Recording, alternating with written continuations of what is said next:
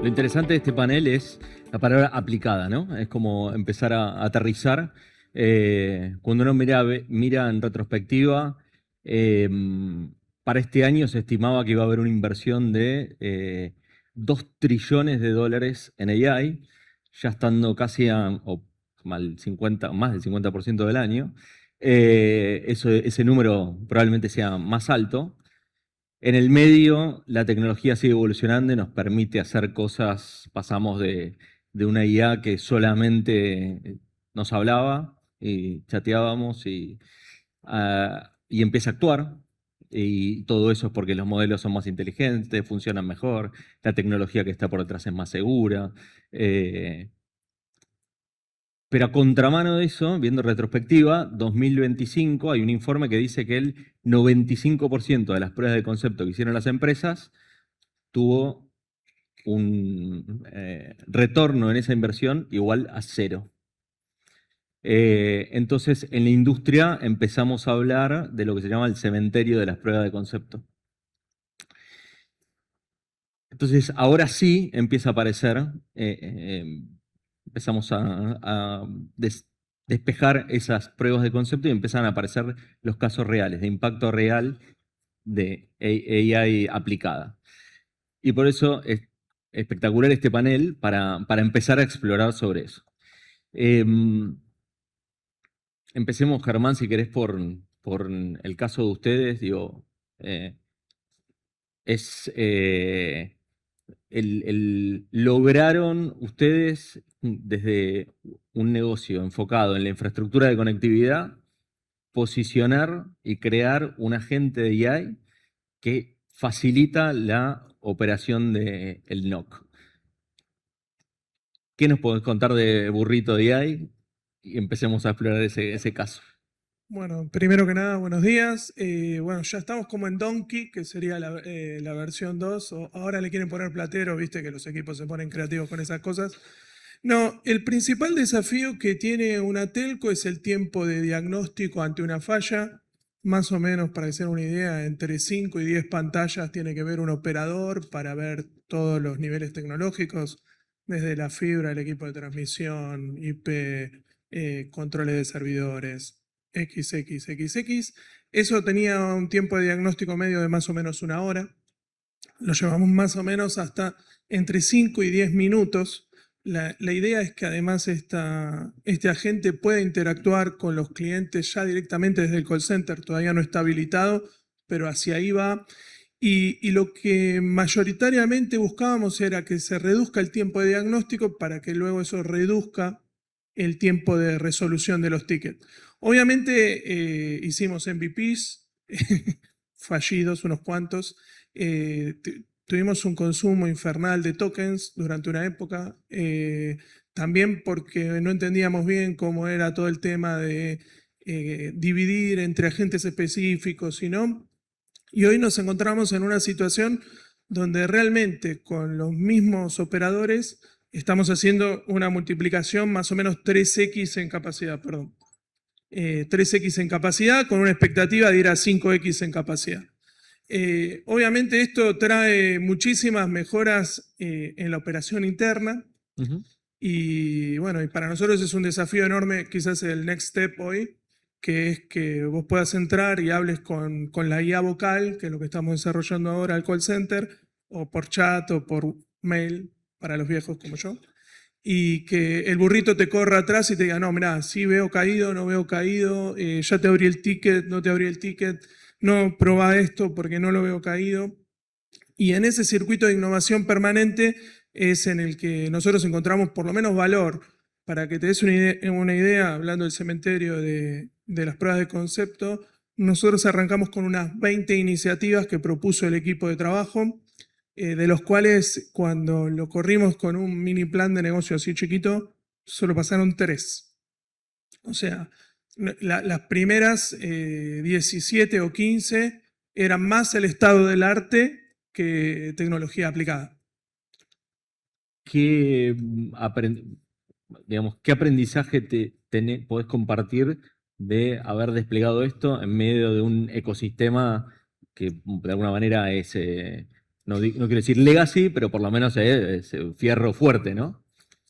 Mira, yo creo que lo más importante para mí es, primero, que esté involucrado en el desarrollo quien genuinamente tiene el problema, ¿no? Este tema del Product Owner definido en Agile, si el Product Owner no tiene el problema, es un Product Owner débil. Quizás tiene una formación en Agile buenísima, pero si no está pegado al problema, es un Product Owner débil. Y lo segundo que nosotros hicimos, que para mí fue una de las claves del éxito, fue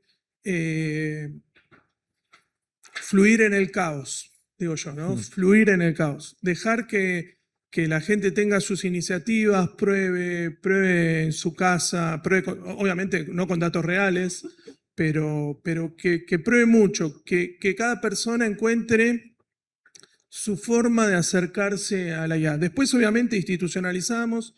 Nosotros tenemos un mix, una IA para desarrollo, otra para correr los agentes. Matamos por ahí algunas de las iniciativas de una, tipo generar un LLM, que era una de las ideas locas que tuvo el mundo durante un tiempo, que iba a poder competir con Anthropic o con OpenAI. Y creo que pasó mucho por el owner, realmente owner, y mucha libertad de acción. Después con eso ordenamos y del orden ahí sí podés conseguir un producto viable real y no algo que no se sostiene en el tiempo y no tiene capacidad de evolución. Gracias. Caro, vos estás en la frontera, en la trinchera de impulsar, evangelizar y también aterrizar para startups, pymes, medianas empresas, temas de EI. Lecciones aprendidas de tu lado, un poco escuchándolo a Germán. Buenos días, primero, un gusto estar acá, gracias por la pregunta. Lo primero que aprendimos, yo trabajo muy de cerca con las pymes, más MES, de Argentina, y lo primero que entendimos es que a la hora de pensar en estas pymes, el ahorro de tiempo no fue el principal motivador de hacer las cosas bien, sino que nos enfocamos en dos cosas, en destrabar habilidades nuevas que la pyme no podía tener, tal vez áreas especializadas en datos. Hay muchas pymes que no tienen la capacidad de tener un área especial de data analysis. Entonces, lo primero que logramos, el primer aprendizaje, es destrabamos nuevas habilidades desde que tenemos el uso de la IA. Y lo segundo que logramos fue volumen. Las pymes empezaron a tener otro volumen, principalmente en tres cosas nosotros vimos.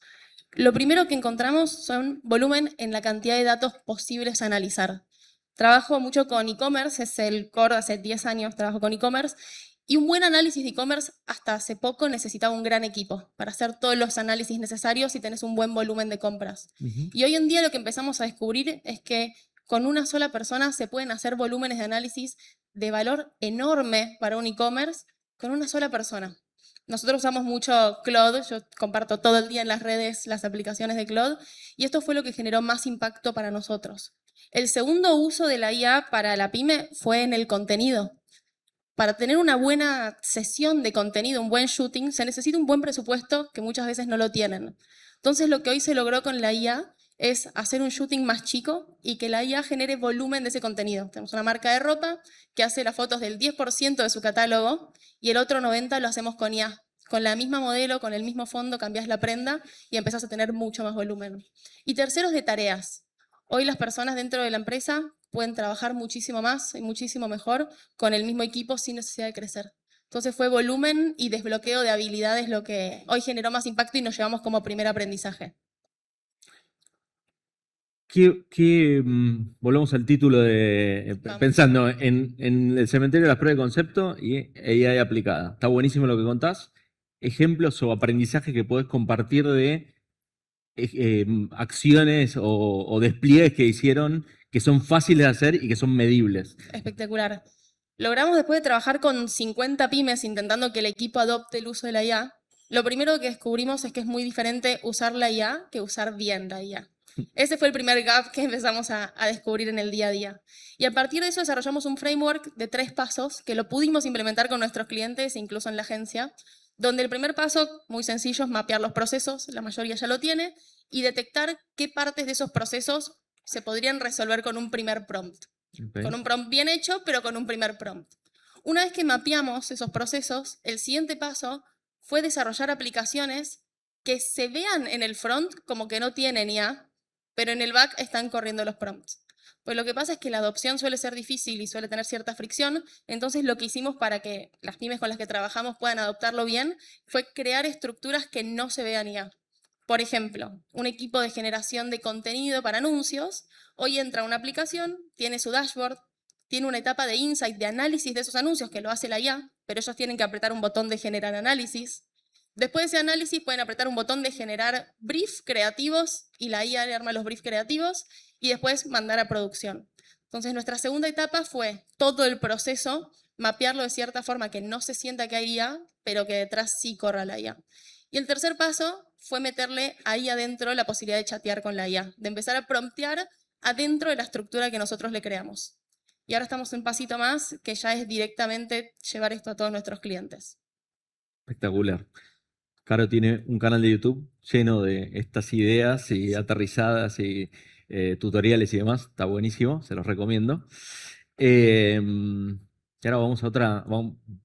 Vamos, si se quiere, un poco más para adelante, pensando en algo que todavía no está tan aterrizado para nosotros en el día a día, que es un poco la mirada que está empezando a desarrollar e impulsar Visa, que tiene que ver con el comercio agéntico, ¿no? Es como estamos acostumbrados a usar la AI para tener recomendaciones y para saber dónde tenemos que comprar, qué tenemos que hacer, pero hacia dónde vamos a entregar el poder de compra y de decisión a este modelo de comercio agéntico. ¿Qué nos puedes contar? ¿Cómo lo están pensando? Bueno, buen día. Bueno, en 1999, Juan, explotó lo que fue el e-commerce cerca del año 2008. Bueno, en el 99 se presentaron desafíos, ¿no? Cuando explota el e-commerce, nuevos desafíos de sumar seguridad a la transacción, ¿no? Ya no tenías más al comerciante enfrente tuyo. Entonces ahí es donde nace todo lo que es la tokenización. La tokenización de las tarjetas, digamos, es el reemplazo del número de los 16 dígitos de tarjetas como lo conocemos todos por un token que por sí solo no funciona para nada, pero sí, digamos, en cierto contexto y por los rieles correctos, eso se transforma nuevamente en una credencial de pago.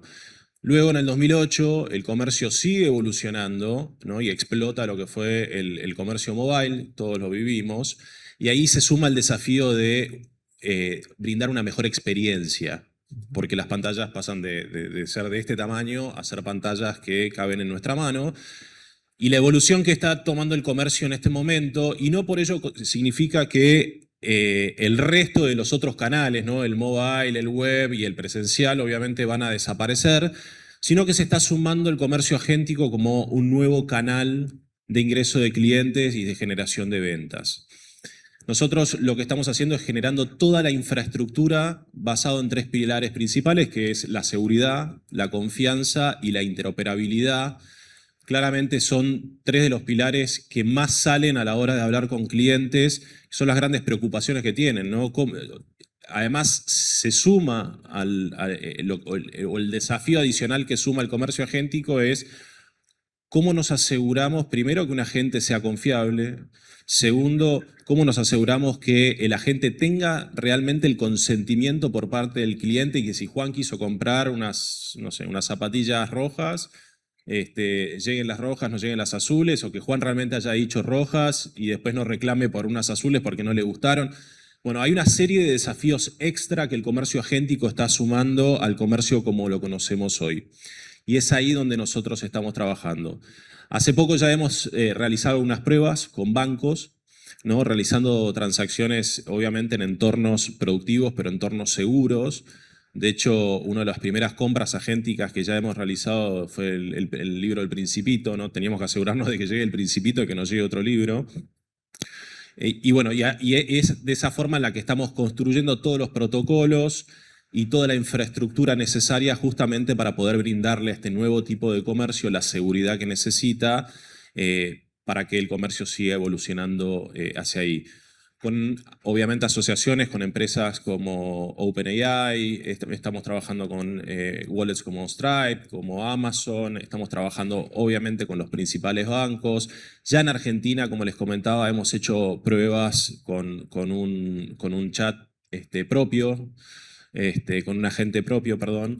Y bueno, nada, es un nuevo comercio que de nuevo no va a reemplazar todo el tipo de compras, pero sí vemos ciertos casos de uso en los cuales sí este tipo de canales van a empezar a permear más.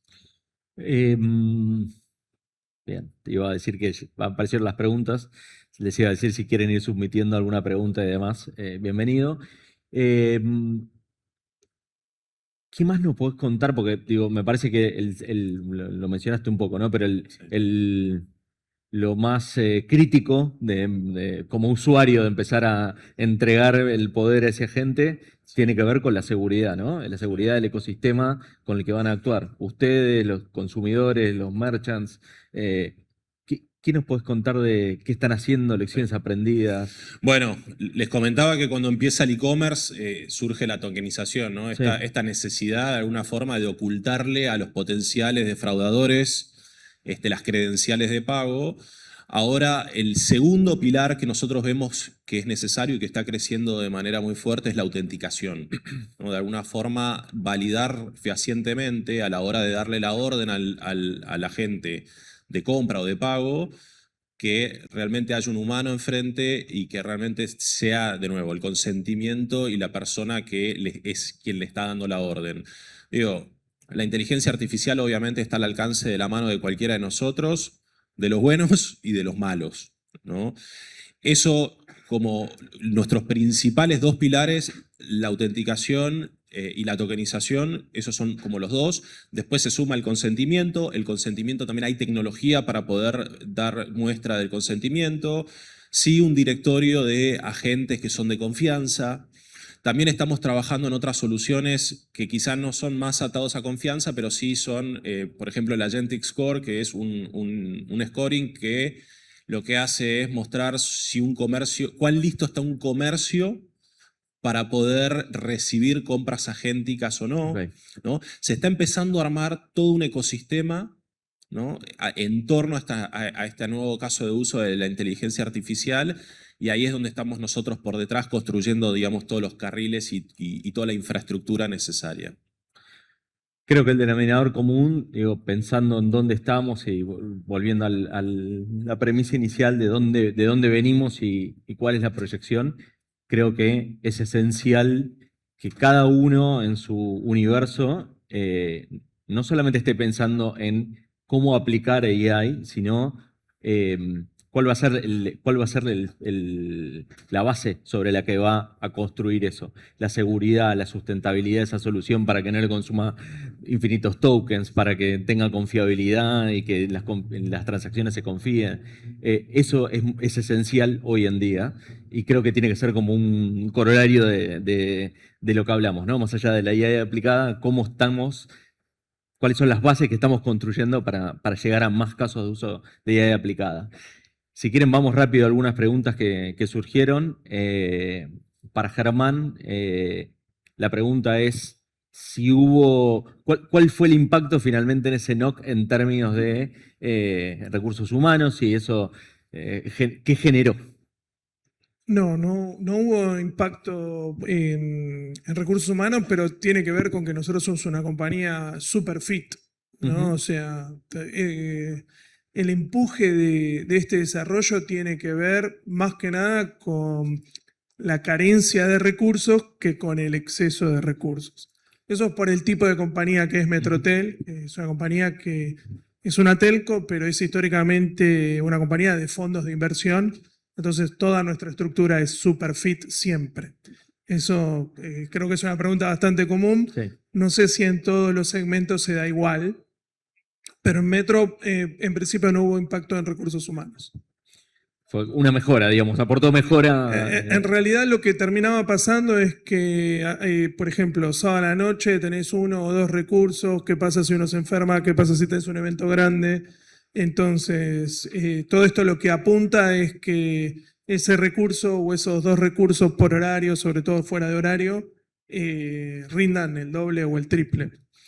Caro, en un tuit, necesito la respuesta porque no tenemos tiempo, pero está buena la pregunta. Tiempo promedio de la gente a la que vas y le empiezas a explicar, a contarles estas ideas que transmitís. Tiempo promedio para asimilarlas y ponerlas en práctica. Perfecto. Nosotros dividimos todo lo que generamos en 2 columnas, impacto y esfuerzo. Y lo que encontramos es que los grupos que generan mayor impacto y menor esfuerzo son los early adopters.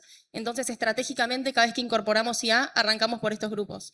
Y una recomendación es que empezamos a hacer dailies, donde estos early adopters cuentan cómo están usando las nuevas tecnologías y empieza a suceder como un flywheel que se nutren entre ellos y están entusiasmados por las cosas que van haciendo.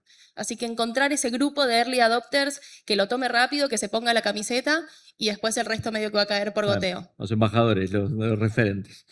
Y Santiago, para vos la última, es más psicológica la pregunta, que es ¿cómo gestionan el miedo, la incertidumbre que genera el uso de un comercio agéntico? Bueno, principalmente orquestando los diferentes jugadores, ¿no? Los clientes, los comercios, los adquirentes, los bancos, las fintechs, ¿no? Orquestando, digamos, todo ese ecosistema y de nuevo, haciéndole foco mucho en lo que es seguridad, confianza y obviamente la interoperabilidad que está por debajo. De alguna forma le das, digamos, certidumbre a todos los jugadores que permiten el comercio agéntico. Súper. Bueno, muchas gracias. Gracias a todos.